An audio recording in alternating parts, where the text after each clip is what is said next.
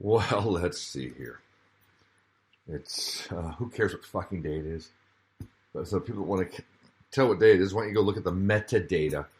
So the left has been using some photo of a bunch of dudes in masks, military dudes in masks and ammunition, standing at the Capitol. I believe it's the House or the Senate or the Chamber of Congress. I don't think it's the White House. Whatever. And no one explains what it means exactly. And I assumed it meant that when they went and protested, they didn't get into the building.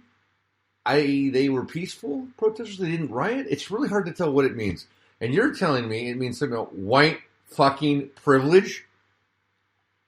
So people who are upset about voting and many other things stormed the Capitol, and some of them did break into rooms and probably did minimal damage by comparison to what Seattle lost, what Los Angeles is losing, what Seattle's losing, what Portland's lost and losing, what all these New York cities lost and losing.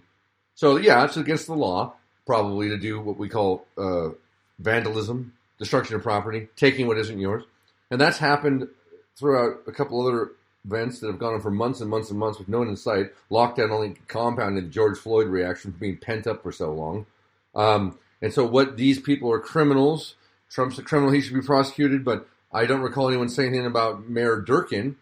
Or when Obama did a couple things he probably did that were unconstitutional, just like Bush, just like Clinton, just like Bush.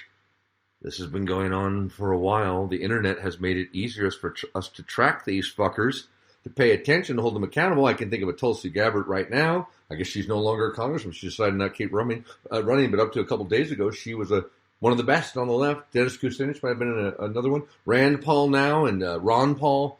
Fucking unbelievable Ron Paul when he ran as Republican instead of a Libertarian. Speaking truth to power about blowback from 9/11.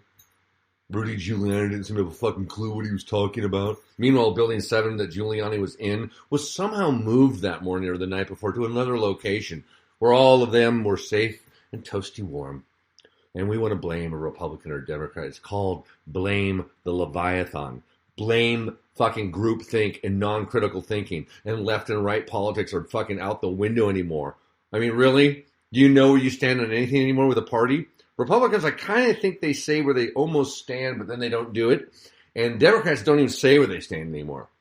And then they do that.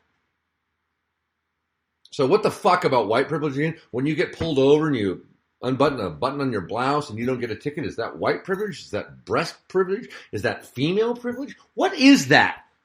Do you think that if I'm in another country and I'm the white guy, then the Latino guy might have privilege? I mean, what are you really talking about here? Do you really think that's what's going on? That's just abhorrent.